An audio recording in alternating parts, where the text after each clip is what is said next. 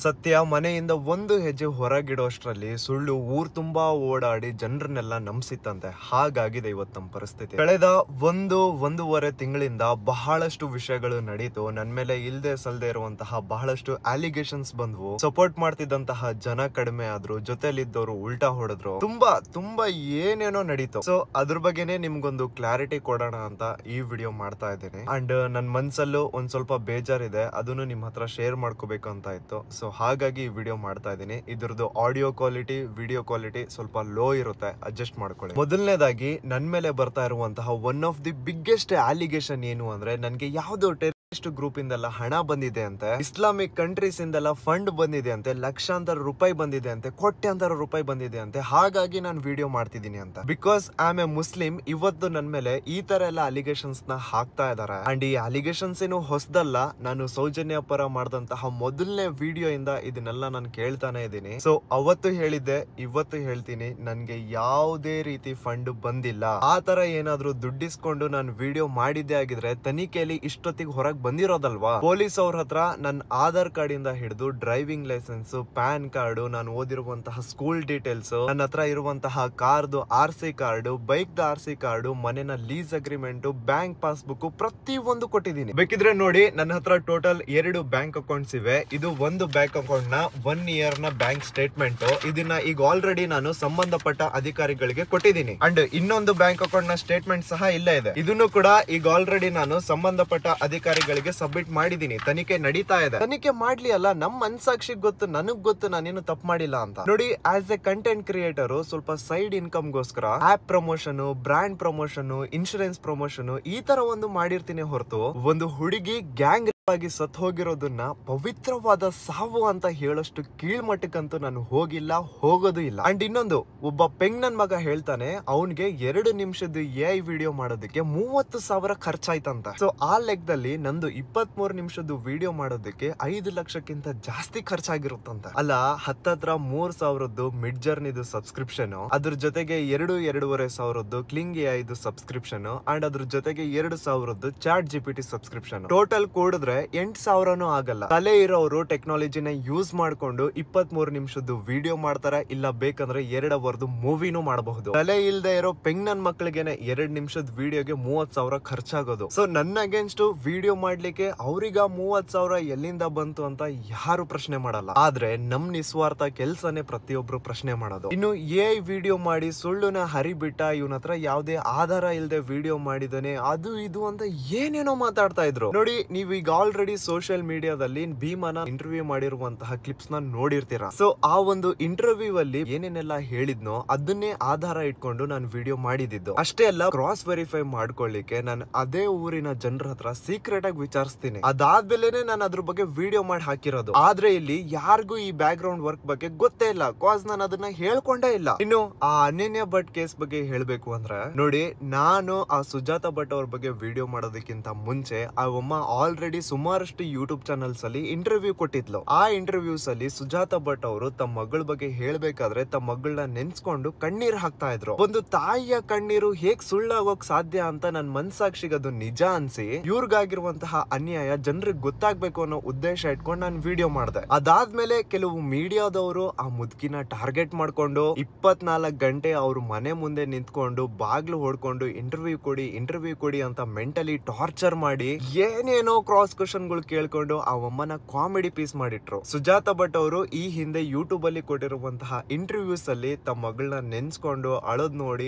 ಆ ಕಣ್ಣೀರು ಹೇಗ್ ಸುಳ್ಳಾಗೋಕ್ ಸಾಧ್ಯ ಅಂತ ನನ್ ಮನ್ಸಾಕ್ಷಿಗೆ ಅನಿಸಿ ನಾನು ಅದನ್ನ ವಿಡಿಯೋ ಮಾಡಿ ಹಾಕ್ತೆ. ಈಗ ಆ ಕಣ್ಣೀರೇ ಸುಳ್ಳು, ಆ ಕಥೆನೇ ಸುಳ್ಳು ಅನ್ನೋದಾದ್ರೆ ನಾನ್ ಏನ್ ಮಾಡ್ಲಿ? ಲಿಟ್ರಲಿ ಕೆಲವು ಮೀಡಿಯಾದವರು ನಮಗ್ ಇಂಟರ್ವ್ಯೂ ಕೊಡಿ ಅಂತ ಆ ಮುದ್ಕಿಗೆ ಎಷ್ಟು ಮೆಂಟಲಿ ಟಾರ್ಚರ್ ಮಾಡಿದ್ರು ಅಂದ್ರೆ, ಆ ಅಮ್ಮ 2 ಸತಿ ಸೂಸೈಡ್ ಲೆಟರ್ ನ ಬರೆದು ಅಡ್ವೊಕೇಟ್ ಗೆ ಕಳಿಸಿರೋದಿದೆ. ಮಾಧ್ಯಮಗಳಲ್ಲಿ ಸುಳ್ಳು ಪ್ರಸಾರ ಆಗ್ತಿದೆ ಅಂತ ನಾನಲ್ಲ, ಹೋಮ್ ಮಿನಿಸ್ಟರ್ ಅವರೇ 2 ಸತಿ ಹೇಳಿದ್ದಾರೆ. ಪರ್ಸನಲಿ ನಾನು ಕೂಡ ಅದನ್ನ ಎಕ್ಸ್ಪೀರಿಯನ್ಸ್ ಮಾಡಿದ್ದೀನಿ. ಟೆರರಿಸ್ಟ್ ಟೆರರಿಸ್ಟ್ ಗುಂಪುಗಳಿಂದ ಹಣ ಬಂತಂತೆ, ಅನನ್ಯ ಭಟ್ ಅವರ ಫೋಟೋಗೆ ಬೊಟ್ಟಿಟ್ಟಿದ್ ನಾನಂತೆ, ಏನೋ ಷಡ್ಯಂತರ ಮಾಡ್ತಾ ಇದೀನಿ ಅಂತೆ, ಇಸ್ಲಾಂ ಕಂಟ್ರೀಸ್ ನನಗ್ ಸಪೋರ್ಟ್ ಮಾಡ್ತಿದಾವಂತೆ, ಏನೇನೋ ಹೇಳ್ತಿದ್ದಾರೆ. SIT ಅವರು ಮನೆ ಮೇಲೆ ದಾಳಿ ಅಂತೆ. ಅಂಡ್ ನಿಮಗೆ ನನ್ ಮೇಲೆ ಇರುವಂತಹ ಕೇಸಸ್ ಬಗ್ಗೆ ಸ್ವಲ್ಪ ಹೇಳ್ಬೇಕು ನೋಡಿ. ನನ್ ಮೇಲೆ ಈಗ ಟೋಟಲ್ 3 ಕೇಸ್ ಇವೆ. ಮೊದಲನೇದು unlawful assembly at Benako hospital Ujire. ಎರಡನೇದು ಸುವರ್ಣ ನ್ಯೂಸ್ ಚಾನಲ್ ಮೇಲೆ ಹಲ್ಲೆ ಮಾಡಿದೀನಿ ಅಂತ ಒಂದು case, sorry fake case. And ಮೂರನೇದು ಅದೇ ಭೀಮಾ ರಿಗಾರ್ಡಿಂಗ್ ಮಾಡಿದಂತಹ 23 ನಿಮಿಷದ ವಿಡಿಯೋ ರಿಲೇಟೆಡ್.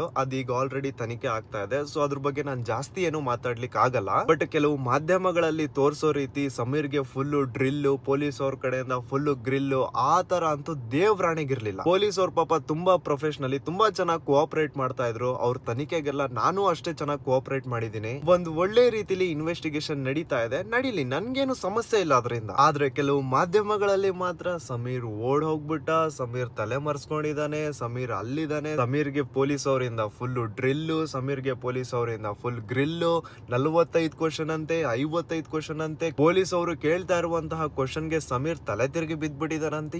ಏನೇನೋ ಹೇಳ್ತಿದ್ದಾರೆ ಇವ್ರ. ಈ ತರ ಅವ್ರಿಗೆ ಮನ್ಸಿಗೆ ಬಂದಿರೋ ರೀತಿ ಏನ್ ಬೇಕಾದ್ರೂ ಸುಳ್ಳು ಪ್ರಸಾರ ಮಾಡಬಹುದು. ಆದ್ರೆ ನಮ್ಮ ಮನ್ಸಾಕ್ಷಿಗೆ ಯಾವ್ದು ನಿಜ ಅನ್ಸುತ್ತೋ ಅದನ್ನ ನಾವು ಮಾತಾಡಬಾರ್ದು. ಸೊ ಇಷ್ಟೆಲ್ಲ ಅನುಭವಿಸಿದಾದ್ಮೇಲೆ ನನ್ ಮೇಲೆ ನನ್ಗೆನೆ ಬರ್ತಾ ಇರುವಂತಹ ಪ್ರಶ್ನೆ ಏನು ಅಂದ್ರೆ, ನನ್ನ ವಿಡಿಯೋ ಸುಳ್ಳು ಅಂತ ಹೇಳ್ತಾ ಇದಾರಲ್ವಾ, ಹಾಗಿದ್ರೆ ಸುಮಾರು 20 ವರ್ಷಗಳ ಹಿಂದೆ ಗೌರಿ ಲಂಕೇಶ್ ಅವರು ತಮ್ಮ ಪತ್ರಿಕೆಯಲ್ಲಿ ಪ್ರಿಂಟ್ ಮಾಡಿರುವಂತಹ ಈ ವರದಿನ ಸುಳ್ಳ? ಪೊಲೀಸ್ ಅವರ UDR ರಿಪೋರ್ಟ್ಸ್ ಅಲ್ಲಿ ಲಾಡ್ಜ್ ಒಳಗಡೆ ಅನಾಥ ಶವಗಳು ಸಿಕ್ಕಿದಾವೆ. ಒಂದು ಲಾಡ್ಜ್ ಅಲ್ಲಿ ಒಂದು ರೂಮ್ ಸಿಗ್ಬೇಕು ಅಂದ್ರೆ ಗವರ್ಮೆಂಟ್ ಕಡೆಯಿಂದ ಇಶ್ಯೂ ಆಗಿರುವಂತಹ ಅಟ್ಲೀಸ್ಟ್ ಒಂದು ID ಪ್ರೂಫ್ ನ ರಿಸೆಪ್ಷನ್ ಅಲ್ಲಿ ಕೊಡ್ಬೇಕು. ಅದಾದ್ಮೇಲೆನೆ ಲಾಡ್ಜ್ ಅಲ್ಲಿ ರೂಮ್ ಸಿಗೋದು. ಸೊ ಹಾಗಿದ್ದಾಗ ಲಾಡ್ಜ್ ನ ರೂಮ್ ಅಲ್ಲಿ ಸಿಗುವಂತಹ ಹೆಣ, ಅಪರಿಚಿತ ಹೆಣ ಹೇಗಾಗುತ್ತೆ? ಸೊ ನನ್ ವಿಡಿಯೋ ಸುಳ್ಳು ಅನ್ನೋದಾದ್ರೆ ಈ UDR ರಿಪೋರ್ಟ್ಸ್ ಸುಳ್ಳ? ಕುವೆಂಪು ಅವರು ಆ ಒಂದು ಸ್ಥಳದ ಬಗ್ಗೆ ಬರ್ದಿರುವಂತಹ ಸಾಲುಗಳು ಸುಳ್ಳ? ಹಾಗಿದ್ರೆ ಸೌಜನ್ಯನ ಸಾಯಿಸಿದವ್ರು ಯಾರು? ಹಾಗಿದ್ರೆ ಪದ್ಮಲತನ ಸಾಯಿಸಿದವ್ರು ಯಾರು? ಹಾಗಿದ್ರೆ ವೇದವಲ್ಲಿ ಅವರು ಹೇಗ್ ಸತ್ತೋದ್ರು? ಆನೆ ಮಾವುತ ನಾರಾಯಣ ಹಾಗೂ ಅವ್ರ ತಂಗಿ ಯಮುನನ ಭೀಕರವಾಗಿ ಸಾಯಿಸಿದವ್ರು ಯಾರು? ಯಾವ ಜಾಗದಲ್ಲೂ ಆಗದೆ ಇರುವಂತಹ ಅಸಹಜ ಸಾವುಗಳು ಅದೇ ಜಾಗದಲ್ಲಿ ಅತಿ ಹೆಚ್ಚಾಗಿ ಆಗ್ತಾ ಇವೆ ಅಂತ ಹೇಳೋ ಉಗ್ರಪ್ಪ ವರದಿನ ಸುಳ್ಳ? ಸೊ ನನ್ ವಿಡಿಯೋ ಸುಳ್ಳು ಅಂತ ಆದ್ರೆ ಇದೆಲ್ಲಾನು ಸುಳ್ಳ? ಹಾಗಿದ್ರೆ ಇನ್ನು ಕಾಗೆ ಬಗ್ಗೆ ಹೇಳು, ಗಿಳಿ ಬಗ್ಗೆ ಹೇಳು, ಅವ್ರ ಕೌಂಟರ್ಗೆ ರಿಪ್ಲೈ ಕೊಡು, ಗುರು ದೇವ್ರಾಣಂಗ್ ನನ್ ಕೈಯಿಂದ ಆಗಲ್ಲ. ಯಾವಾಗ ಒಂದು ಹುಡುಗಿ ಗ್ಯಾಂಗ್ ಸತ್ ಹೋಗಿರೋದನ್ನ ಅವರು ಒಂದು ಪವಿತ್ರವಾದ ಸಾವು ಅಂತ ಹೇಳಿದ್ರು, ಆಸ್ ಎ ಹ್ಯೂಮನ್ ಬೀಯಿಂಗ್ ಅವರು ನನ್ನ ದೃಷ್ಟಿಲಿ ಅವತ್ತೇ ಸತ್ ಹೋದ್ರು. ಯಾವಾಗ್ಲೂ ಸ್ಟುಡಿಯೋದಲ್ಲಿ ಕ್ಯಾಮ್ರಾ ಮುಂದೆ ಕುತ್ಕೊಂಡು ಒಂದೊಳ್ಳೆ ಮೈಕ್ ಇಟ್ಕೊಂಡು ವಿಡಿಯೋ ಮಾಡ್ತಾ ಇದ್ದೆ, ಆದ್ರೆ ಇವತ್ತು ಕಾರಲ್ಲಿ ಕುತ್ಕೊಂಡು ವಿಡಿಯೋ ಮಾಡ್ತಾ ಇದ್ದೇನೆ.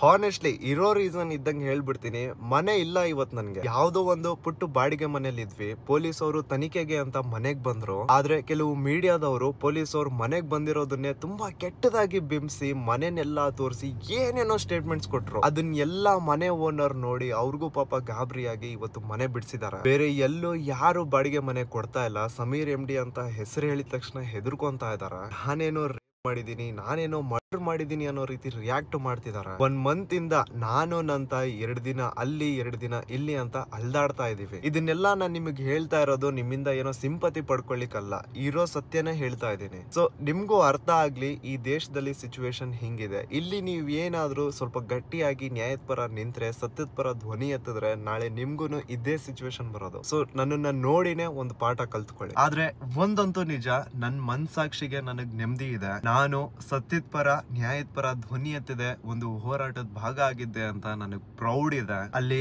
ಹೆಣ್ಮಕ್ಳಿಗಾಗಿರುವಂತಹ ಅನ್ಯಾಯಕ್ಕೆ ನ್ಯಾಯ ಸಿಗ್ಲಿ ಅಂತ ಶಕ್ತಿ ಮೀರಿ ಪ್ರಯತ್ನ ಪಟ್ಟಿದ್ದೀನಿ. SIT ನೇಮಕ ಆದಾಗ್ಲೇ ನಮ್ದು ಅರ್ಧ ಕೆಲ್ಸ ಮುಗೀತು. ಇನ್ನು ಏನಿದ್ರು ಆ ದೇವ್ರಿದಾನೆ, SIT ಅವರಿದ್ದಾರೆ. SIT ತನಿಖೆಯಲ್ಲಿ ಸತ್ಯ ಹೊರಗ್ ಬರುತ್ತೆ ಅಂತ ನಂಬಿದೀನಿ. ಸುಮಾರು ಜನ ಇಮೇಲ್ಸ್ ಮಾಡಿ ಬೇರೆ ಬೇರೆ ಸಮಸ್ಯೆಗಳ ಬಗ್ಗೆ ವಿಡಿಯೋ ಮಾಡಿ ಅಂತ ಕೇಳ್ತಾ ಇದ್ರಿ, ಕಂಟೆಂಟ್ ನ ಸಜೆಸ್ಟ್ ಮಾಡ್ತಾ ಇದ್ರಿ, ಇದ್ರ ಬಗ್ಗೆನೂ ವಿಡಿಯೋ ಮಾಡಿ, ಇದ್ರ ಬಗ್ಗೆನೂ ಧ್ವನಿ ಎತ್ತಿ ಅಂತ. ಸೊ ಮೊದ್ಲು ನನ್ ಫ್ಯಾಮಿಲಿದು ನನ್ ಮನೆದು ಸಿಚುವೇಶನ್ ಸೆಟ್ ಆಗ್ಲಿ, ಅದಾದ್ಮೇಲೆ ಕಂಟೆಂಟ್ ಕ್ರಿಯೇಷನ್ ಇದ್ದಿದ್ದೆ. ಸೊ ಇಷ್ಟೆಲ್ಲ ಹೇಳ್ಕೋಬೇಕು ಅಂತ ಇತ್ತು. ಸುಮಾರು ದಿನದಿಂದ ನಿಮ್ಗೇನು ಅಪ್ಡೇಟ್ ಕೊಟ್ಟಿರ್ಲಿಲ್ಲ. ಇನ್ನು ಕೊನೆಯದಾಗಿ ಸೌಜನ್ಯ ಪರ ಹೋರಾಟಗಾರ ಜಯಂತ್ ಅವ್ರ ಬಗ್ಗೆ ನಾನು ಹೇಳ್ಬೇಕು ನೋಡಿ. ಕೆಲವು ಮಾಧ್ಯಮದಲ್ಲಿ ಜಯಂತ್ ಗಾಂಜಾ ಮಾರ್ತಾನೆ, ಜಯಂತ್ ಅವ್ರ ಮನೆಯಲ್ಲಿ ನೀಟಾಗಿ ಹುಡುಕಿದ್ರೆ SIT ಅವರಿಗೆ ಗಾಂಜಾ ಸಿಗುತ್ತೆ ಅಂತ ಏನೇನೋ ಸ್ಟೇಟ್ಮೆಂಟ್ಸ್ ಬರ್ತಾ ಇತ್ತು. ಜಯಂತ್ ಅವ್ರ ಬಗ್ಗೆ ಆನ್ಲೈನ್ ಅಲ್ಲಿ ಎಲ್ಲೂ ಏನು ಜಾಸ್ತಿ ಇಲ್ಲ, ಯಾಕಂದ್ರೆ ಆ ಯಪ್ಪ ತಾನು ಮಾಡಿರುವಂತಹ ಸೋಷಿಯಲ್ ವರ್ಕ್ಸ್ ನ ಎಲ್ಲೂ ತೋರ್ಸ್ಕೊಂಡಿಲ್ಲ. ಬಟ್ ಅವ್ರು ಬಡವರಿಗೆ ಎಷ್ಟು ಸಹಾಯ ಮಾಡಿದ್ದಾರೆ, ಎಷ್ಟು ಹೋರಾಟಗಳು ಮಾಡಿದ್ದಾರೆ, ಎಷ್ಟು ಕರಪ್ಟ್ ಪೊಲೀಸ್ ಆಫೀಸರ್ಸ್ ನ, ಗೌರ್ಮೆಂಟ್ ಅಫಿಷಿಯಲ್ಸ್ ನ ಕೆಲಸದಿಂದ ಕಿತ್ ಹಾಕ್ಸಿದ್ದಾರೆ, ಎಷ್ಟು ಉಪವಾಸ ಸತ್ಯಾಗ್ರಹ ಮಾಡಿದ್ದಾರೆ, ಎಷ್ಟೆಲ್ಲ ಸೋಷಿಯಲ್ ವರ್ಕ್ ಮಾಡಿದ್ದಾರೆ ಅಂತ ಆನ್ಲೈನ್ ಅಲ್ಲಿ ಎಲ್ಲೂ ಇಲ್ಲ. I know him personally. ನೀವು ಏನಾದ್ರೂ ಅವ್ರದ್ದು ನೀತಿ ಸಂಘ ಅಂತ ಇದೆ, ಸೊ ಅದ್ರ ಬಗ್ಗೆ ಸ್ವಲ್ಪ ತಿಳ್ಕೊಳ್ಳಿಕ್ ಟ್ರೈ ಮಾಡಿ. ಅವ್ರು ಏನೇನೆಲ್ಲ ಈ ಹಿಂದೆ ಸೋಷಿಯಲ್ ವರ್ಕ್ಸ್ ಮಾಡಿದ್ದಾರೆ ಅಂತ ನಿಮ್ಗೆ ಐಡಿಯಾ ಬರುತ್ತೆ. ಸೊ ಇಷ್ಟೆಲ್ಲ ನನಗೆ ನನ್ನ ಮನ್ಸಲ್ಲಿತ್ತು, ಇದನ್ನ ಹೇಳ್ಕೋಬೇಕು ಅಂತ ಇತ್ತು, ಹಾಗಾಗಿ ಈ ವಿಡಿಯೋ ಮಾಡಿದೆ. ಸರಿ, ಹಾಗಿದ್ರೆ ನಾನು ನಿಮ್ಮ ದೂತ ಸಮೀರ್ MD ಮತ್ತೆ ಸಿಗ್ತೀನಿ ಇನ್ನೊಂದು ವಿಡಿಯೋದಲ್ಲಿ. ಬಾಯ್ ಬಾಯ್.